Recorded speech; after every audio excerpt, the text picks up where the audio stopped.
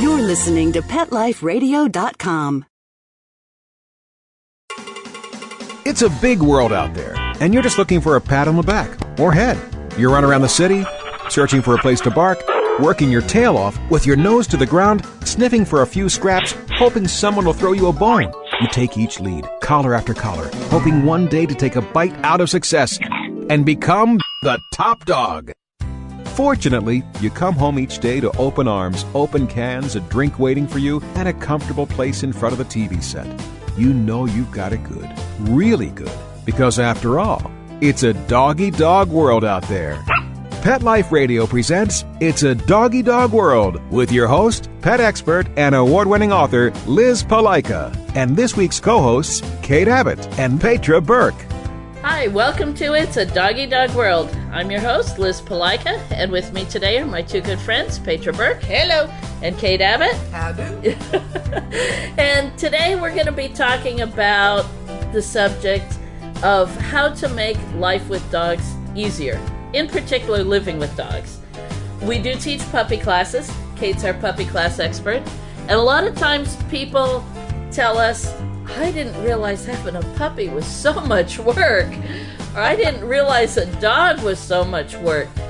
But, you know, those of us who have had dogs for years just take it for granted, and we do these things naturally. But we've been kind of thinking about some of the things that we do that helps make living with dogs easier. So we're going to share those tips with you today. So hold on for our sponsors. We'll be right back. Sit. Stay. It's a Doggy Dog World. We'll be right back after a short pause. Well, 4 to be exact.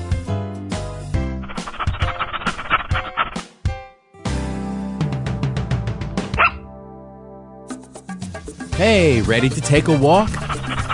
Not just you, but the whole family. It's the 2009 Whisker Walk, Sunday, June 7th from 11 to 3 at the Lancaster Fairground in Lancaster, Massachusetts. Pet owners and animal lovers walk to lend a paw to benefit the animal shelters and pet charities they love. Come see exhibits, demonstrations, educational programs, special attractions, product giveaways, entertainment, auctions, raffles, food, fun, and things for adults and kids to see, do, and buy, both human and pet related. Whisker Walk 2009, a fun day for everyone. For more information, log on to whiskerwalk.org.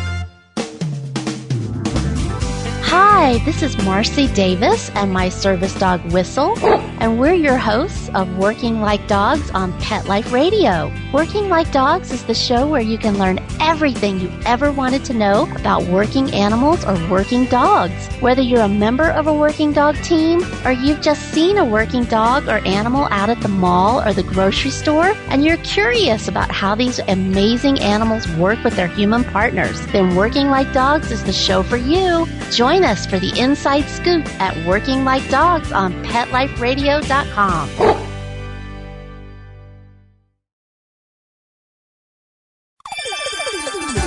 Let's talk pets on PetLifeRadio.com.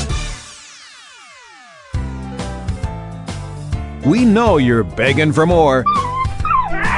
So back to It's a Doggy Dog World with your fetching hosts, Liz Palaika, and this week's co-hosts, Kate Abbott and Petra Burke. Welcome back to It's a Doggy Dog World. I'm your host, Liz, and with me today are my friends Petra and Kate, and we're talking about things that can make living with dogs a little bit easier. First thing I think of right off the top of my head, especially for puppies, is crates and X-Pens. Crates and teaching your dog to accept a crate. And we've talked about this in previous podcasts, so if you want more information about it, look at our house training podcast. But teaching a dog to accept a crate helps him be alone by himself, less likely to develop separation anxiety, helps him house train himself. He learns bowel and bladder control. And most importantly, when he hits adolescence, it prevents other problems from developing. You know, and the crate's like their den. I think that's probably the hardest part to get across many new puppy owners. I don't want to put them in a cage at night. It's a jail. It's a jail. So we have to go through the whole... it's a Barca Lounger. A Barca Lounger. Very good. So I I think going and have to explain that dogs are naturally den animals, and this isn't going to be a punishment. You don't use it for a punishment. Usually explaining that, I'll still have crates around that don't even have doors on them. My dogs will go in there. Sure. Large party. They're happy to greet people, and then a certain amount of time, they're done. So that's their area to go and retreat. Yeah. And a couple of my cats like the crates with no doors on them. Yeah. They go back in there and take a nap, and nobody's going to mess with them. And I'll just add baby gates for puppies too. Right, definitely. Baby gates. The kids kind of fine. Or you can order from some of the dog supply catalogs the very nice wood finish gates that look very nice in the house, and even match the furniture. And then X-Pens. X-Pens, for those who don't know what they are portable wire fences, basically. Or plastic. Or plaster. Wood or anything. Yeah.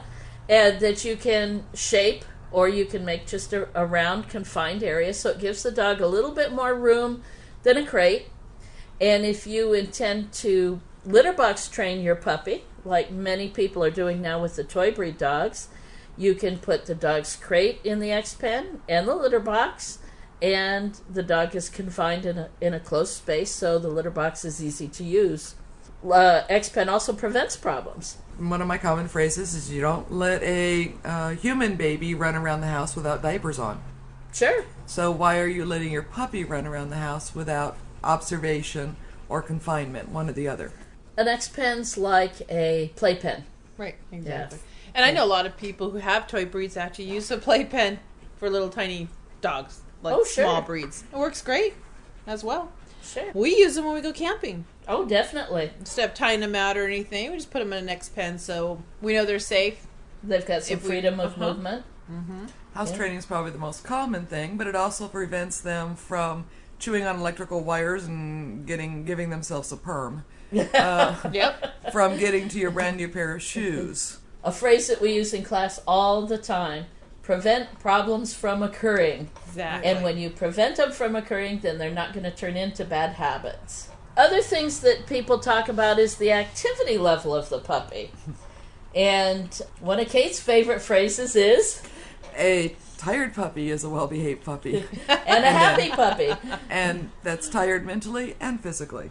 And so that means exercise, appropriate to the breed and the activity level, of course. An Aussie puppy and a Border Collie puppy are going to be much more active than a Mastiff puppy. And with the large and giant breed puppies, you're not going to want to push them too hard. We don't want to damage those growth plates before they close. But the puppy should get some good, vigorous exercise every day, should get a walk every day, and then, as Kate said, mental tired too.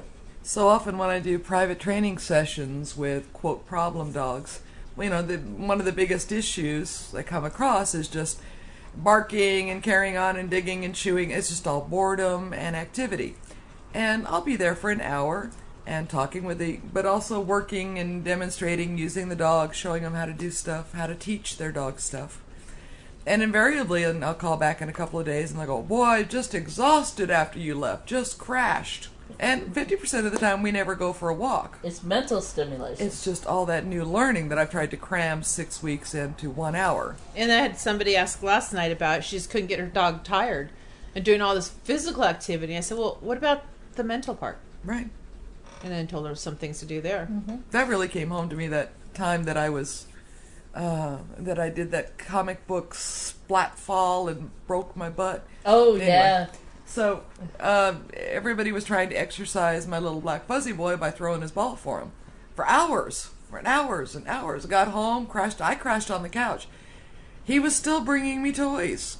So I dragged myself up and made him do some thinking stuff. Yep. Mm-hmm.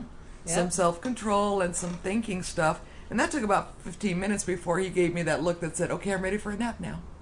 And my husband and I are doing that with Archer right now. He's 17, 18 months. He's still in adolescence. He hasn't grown out of it yet. He'd like to push a little bit more. And so I got Paul started with doing trick training first thing in the morning. And so when I get up a little bit later, I can read my newspaper and eat my breakfast and have some peace and quiet because Archer's going, okay, wow, brain's tired.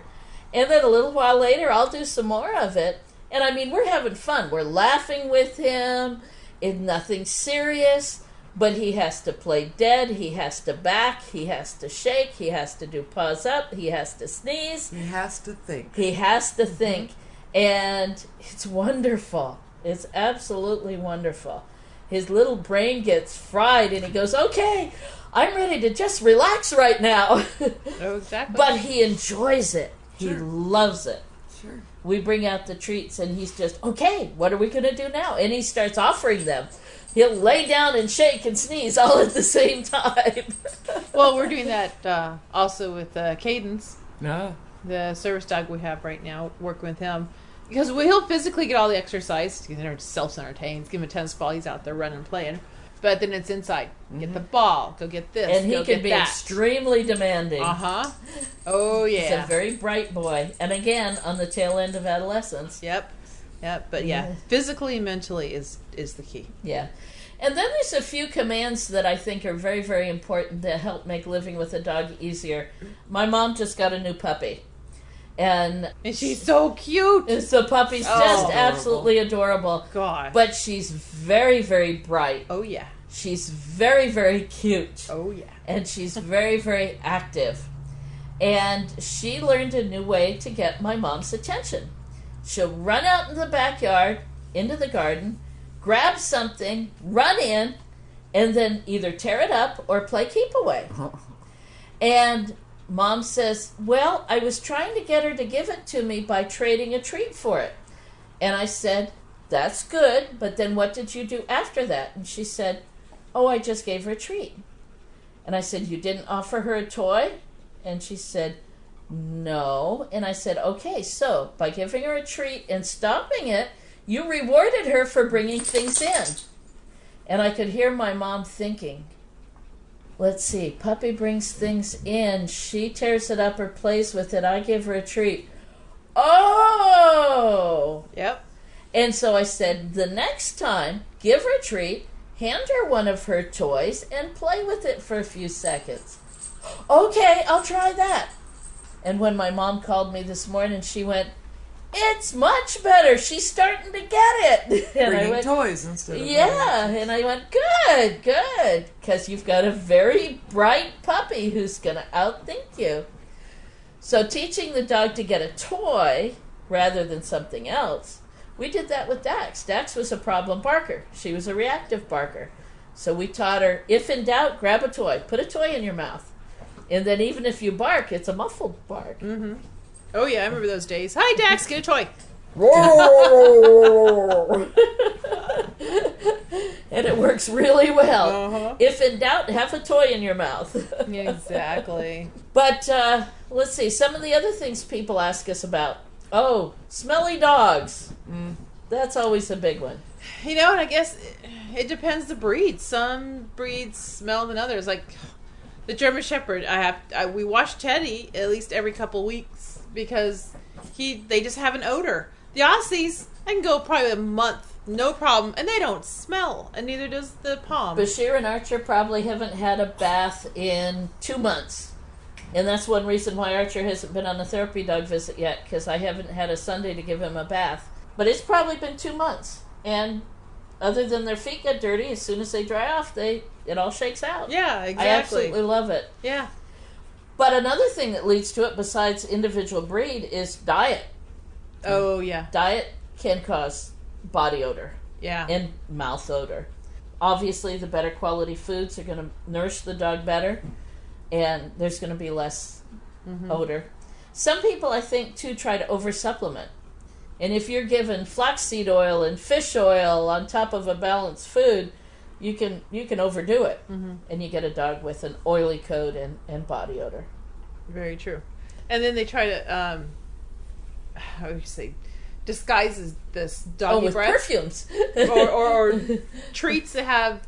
Oh, the mint. Mint, yeah. I was like, it doesn't work. Well, and a lot of times they may not be aware that there is a health problem that they need to take care of the odor. Sure. I mean, if the ears smell, there's probably a problem with the ears. Yes. You don't just spray perfume around it. You need to and figure if out the the teeth odor. smell, if the mouth smells, a healthy dog's ears don't have an odor. It's maybe a damp smell.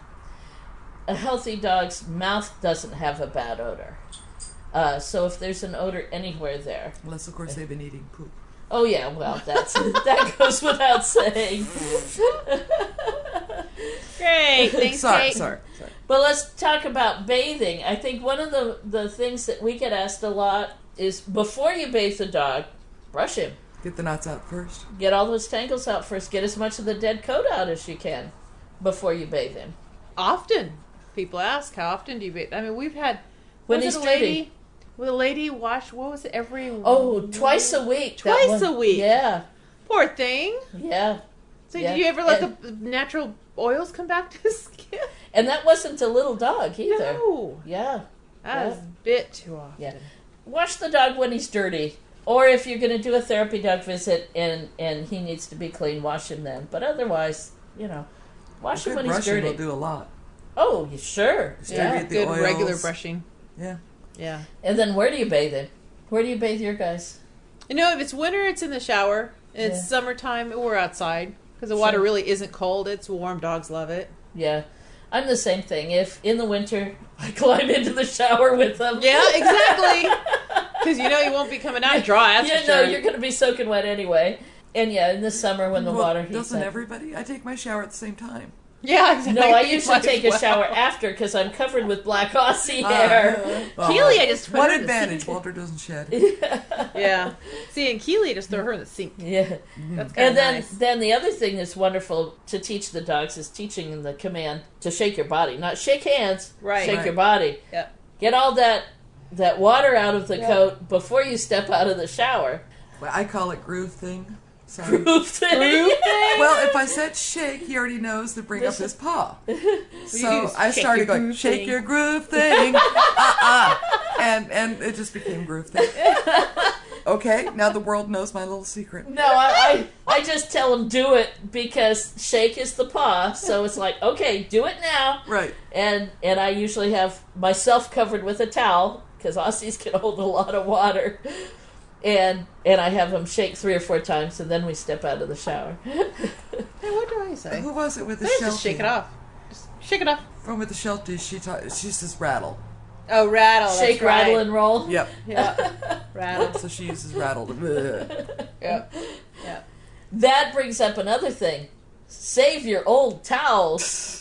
Oh, yeah. Save your old towels. Don't throw away old towels. If you get new towels, save your old towels. You need them for drawing your dog, for putting it Wiping on the off feet. ground when it's raining. Covering furniture, and old sheets for furniture, and old blankets for furniture.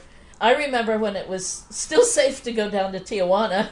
We'd go down to Tijuana and buy 10 or 20 of the Mexican blankets that were cheap.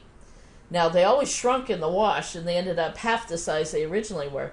But those were great dog towels. Oh, yeah. I miss those. yeah. Those were great dog towels. And sometimes we'd make a trip to Tijuana, and that's all we'd bring back was dog towels, Yep. dog blankets. But Well, and it's choosing, not safe to go down there now. I think I was talking with a friend's mother the other day. She wanted to replace the carpeting in the living room. And we were talking about different kinds of flooring, and it all came down to which would be best for the dogs and for keeping the house clean because Sure. of the dogs. Mm-hmm. So making those choices ahead of time. I'll tell you what, the best investment Paul and I did was tearing up the carpet and putting down the tile. And we didn't put down a slick tile. The tile is a big square with some texture. So the dogs don't slide on it. My allergies are so much better. Yeah. And that combined with the Dyson vacuum, unsolicited commercial, We love the Dyson. I can run it from the small area carpet in the middle of the living room to the bare floor and back. And all the Aussie hair, all the cat hair, all the dirt, dander, pollen, everything. Absolutely love it. That was one of the best investments we did. Yeah, in the if you house. try and keep, white couch and light blue carpeting or whatever, to be extreme, and have dogs, you're going to be constantly miserable. Oh, sure. And so is the dog, because you're going to be, get off of there, get off of there. Yeah. Sorry, Archer. Yeah. Having dog toys around so they're not playing with your shoes. Oh, definitely. Yeah, if you have dog toys for the dog to play with, then he's not going to be looking at other stuff to get in trouble. And like we said about my mom with her puppy, teaching the dog to get his toys. And if you have one that's a thinker or a problem solver, getting one of those like the cube or one's the treat-filled type of toys, so they have to figure out how to get the treats out to keep them busy. Those are nice to have around. Right. Rawhides.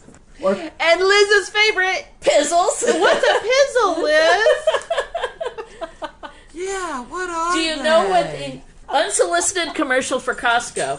Costco sells them, and the label on the packaging says "Stir Pizzle."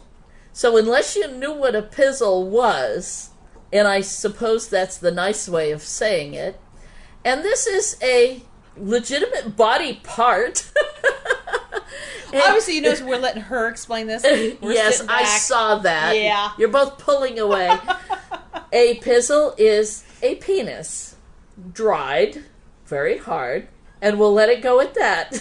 It's an excellent chew for your dog, because compared to rawhides, he can't get great big huge hunks off it and choke on it. Yep. There are some people who cure them that it doesn't have a strong smell. Those are usually the better ones. Some of them, unfortunately, can have a very strong smell. And a friend of ours who has a white standard poodle, was quite offended by the smell.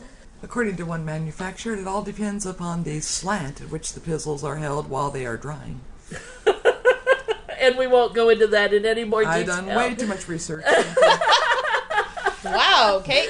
Okay. But the whole idea behind rawhides, if your dog can chew on those safely and not choke on them, or pizzles, if that doesn't offend you, is that by giving the dog something to chew, or like one of the food dispensing toys, is that keeps him busy. He's chewing on those things or getting the treats out of those food dispensing toys rather than barking at your neighbors or chewing on your shoes or other things. So those are great investments. We have a tendency to, Kate knows how to order them, buy the pizzles in a box of 100. Yeah. And that works wonderfully. My dogs love it. They can smell that box when it comes home. So we got to take a break. We've gone a long time, so hold on. We'll give our sponsors a word, and we'll be right back. Sit. Stay. It's a doggy dog world. We'll be right back after a short pause. Well, 4 to be exact.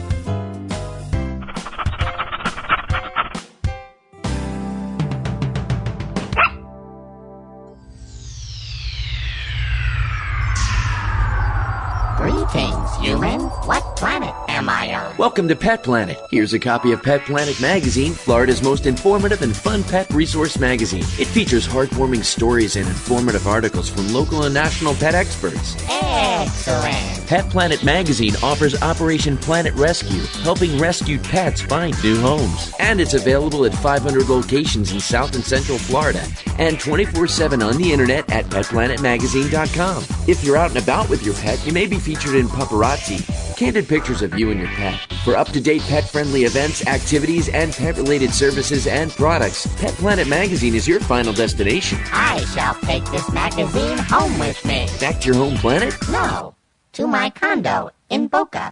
Pet Planet Magazine. Check them out at www.petplanetmagazine.com or 352-394-8578. It's out of this world.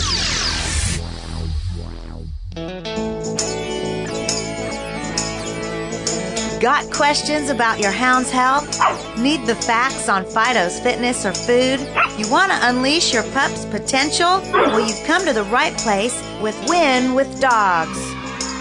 Here, we learn how easy it is to naturally improve the lives of our furry friends. So sit, stay, and get ready to win with dogs. With me, Raquel Wynn. Exercise, nutrition, interaction, and love make for one healthy, happy hound. Give yourself the gift of knowledge on demand every week right here at Pet Life Radio with me, Raquel Wynn, and Win with Dogs.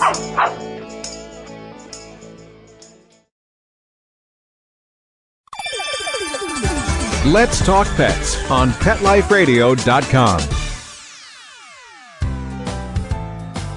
We know you're begging for more.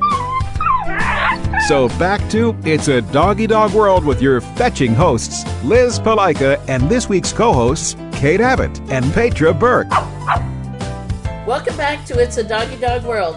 I'm your host, Liz, and with me today are my friends Petra and Kate, and we're talking about some things to make your life easier with your pet.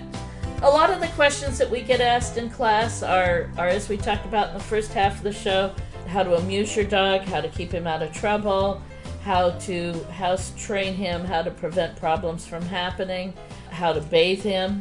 You know, I think we're forgetting to state what is obvious to us. What's that? Get your dog trained. Go to training with your dog. Learn how to train your dog. Definitely. I mean, if you can talk to your we're dog... trainers, aren't we? If you can talk to your funny. dog like a Totally forgot sentient about it. being and they understand the words, life is so much better for you and your dog. Oh, yeah. And you know, a lot of people tend to think that dog training classes are just sit and down and stay. But there's so much more to it than that, at least in our classes, and I'd like to think in most of the better classes. The trainers welcome questions. And if you ask about nutrition, well, obviously we're not veterinarians, but we do look upon nutrition as a part of dog behavior. If you need a referral to a veterinarian, most of us know the vets in our area. If you have questions about toys or chew toys like the pistols and the rawhides, the food dispensing treats, Walter's favorite toy is the Planet Dog. Unsolicited commercial. Planet Dog, red ball. He's chewing on one now as we're talking. To the point where in previous podcasts you've heard me admit that I called them up and bought everything they had left when they discontinued that line. I bought boxes of them. And Walter better die before those run out. Or Kate will be in deep doo-doo. Oh, yeah. Yep. And dog training classes aren't mini boot camp either. Or they shouldn't be. Bond with your dog. Get some exercise so you take a tired puppy home. Definitely. A tired dog, mentally and Educational physically. for yourself as a dog owner. Sure. And it could be you hadn't had a dog in many years, you haven't had a puppy in many years, you've never had a dog.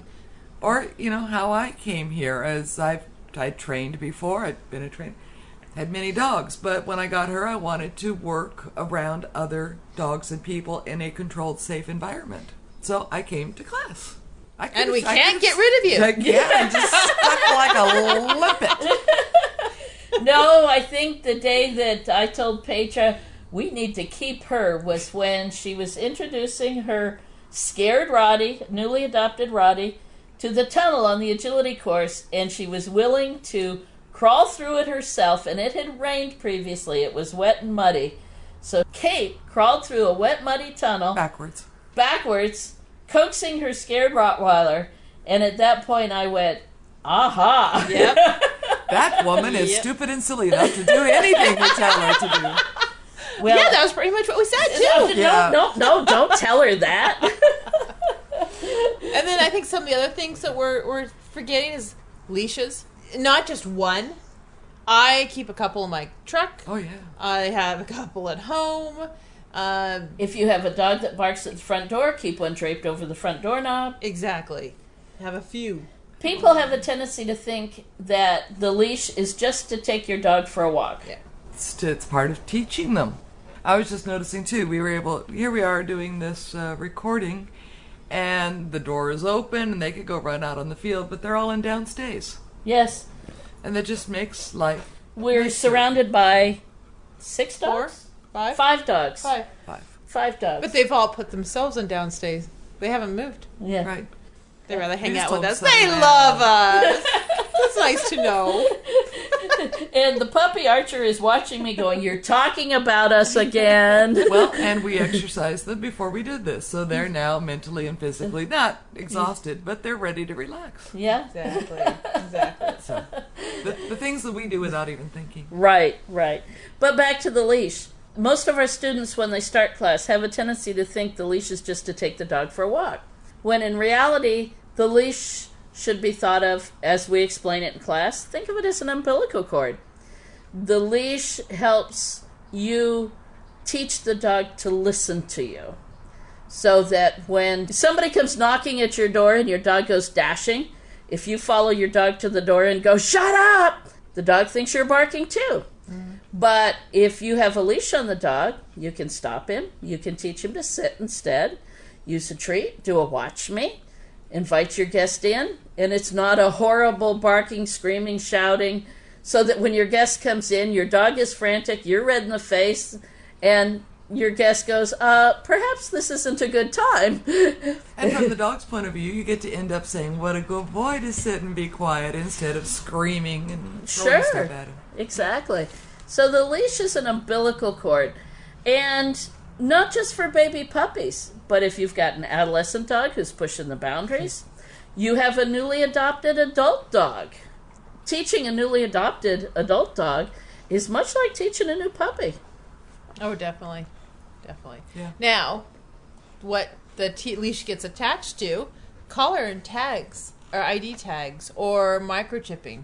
I know Kate really gets the new puppy owners to get tags on their dogs, or at least because we're using the new AKC Star Puppy program, right, which so far is working nicely. Mm-hmm. Well, and that the woman that came by last week before, she had found 2 dogs running on a very busy street. Yeah. And she was on her way to the airport. She didn't have time to actually go to the Humane Society or the town. So I had sucker on my face. Yeah. But I'll go ahead and take him to the Humane Society for you. And the dogs had collars. They had collars. And they had the little tag that said they'd been microchipped. No, not microchipped. It's actually the Humane Society. The rabies licenses. Tag. Oh, the license. They did have. They each had a license on it. So I didn't know there was no personal information of the owner. So with dog's name, phone number, nothing like that. So I had to call the local shelter and tell them that I'm gonna bring. Yeah, and it was on a Saturday. Thank goodness they were open, and brought him down there. But it was a long about way. I would have loved to have been able to call the owner and say, "I've got your 2 dogs. Come get them." Instead, the owners might have, because they were older dogs, well taken care of, probably panicking, wondering where these 2 dogs went. Did coyotes get them? In the meantime, I've taken them to the shelter. And the shelter's got to figure out how to find the owners. Hopefully, they updated the information. And that was probably, 5 minutes before they were closing? Yeah. Plus, they're not open on Sunday, so the owners are going all Sunday, not knowing whether the dogs are dead or alive. The lady who found them originally, took them to the vet and had them scanned. No microchip. Ugh. She did that right away. So these poor guys, a few days without their... I thought they were microchipped but not registered. Nope. Now, I have a tendency to go a little overboard. All of mine are microchipped, including my cats, including my indoor cats, and my big leopard tortoise is microchipped because she's a threatened species, and I want to be able to identify her, prove identification should something happen. Mm-hmm. And then my dogs also have the personal tags that have my name and cell phone number and my husband's cell phone number. Exactly. Yeah, all mine have backup cell phone numbers besides mine himself. Well, and we know the microchip worked because my dogs did get out one time and you were emergency contact. Right, and they called you. Right. Yep, and the tags work. Years ago, one of my German Shepherds, was having some small strokes, some TIAs. And when he had them, he would panic. And one day when I was at work, he panicked and he went through the wooden kitchen door to the outside, just like you see in the cartoons. Oh. And through the wooden fence, just like you see in the cartoons, and ran for 5 miles in a straight line, including crossing a freeway and a railroad tracks. And when he couldn't run anymore, he collapsed. The woman found him on the side of the street, thought he'd been hit by a car, but he had a tag on, and she was not afraid of German Shepherds, went over to him, got him up, brought him into the house, gave him water, made him feel better, checked his tag, called me, and I was there within minutes and got him. Mm-hmm. So the tags work, but they shouldn't be the only thing. The microchip is important too. Definitely, because the dog could lose the tags. Right. And don't forget to register your microchip. Oh, yeah. Yeah, that's kind of important. Microchip doesn't do any good if it's not registered. Yeah, there's a microchip. That's about all we know. Right. Yeah, just putting it in the dog isn't the magic solution. And I know people, because Liz, you and I did it. We tattooed our dogs for a long time ago. Right. So microchipping came around, and we now microchip. Right. Microchipping is much easier than tattooing. Yeah, it is. I can remember a few dogs. I was doing the tattooing, and it took 3 people to hold the dog down. Yep.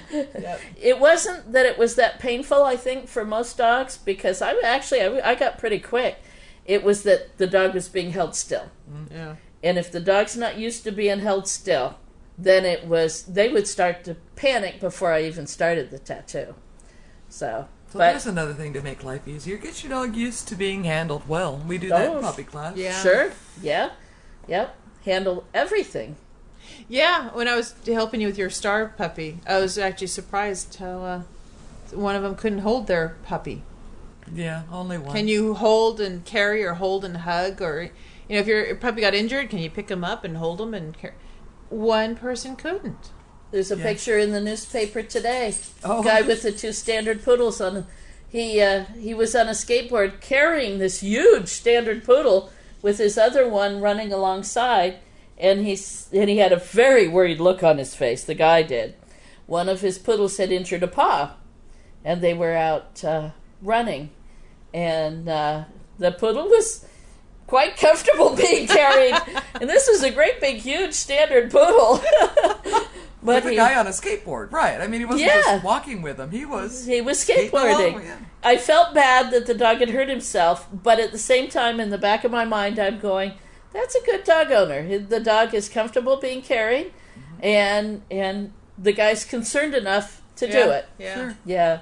Yep. We've seen enough of our dogs or our assistants' dogs that have had casts or had to be wrapped with their legs. Oh, sure. It's so much easier when they were used to it ahead of time. When they accept it. Exactly. Yep.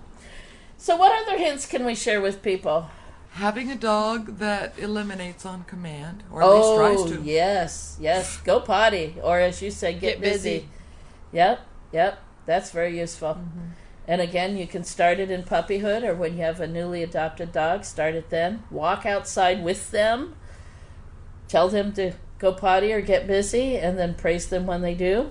And then it makes those few minutes in the 11 o'clock at night when it's cold, rainy, miserable Exactly. outside. Go potty. Much easier. Much easier. Go quickly, done. Okay, we're back in the house. Yep. When I'm thinking back to a short period of my life, I guess I can admit to this, when I was renting an apartment where no pets were allowed.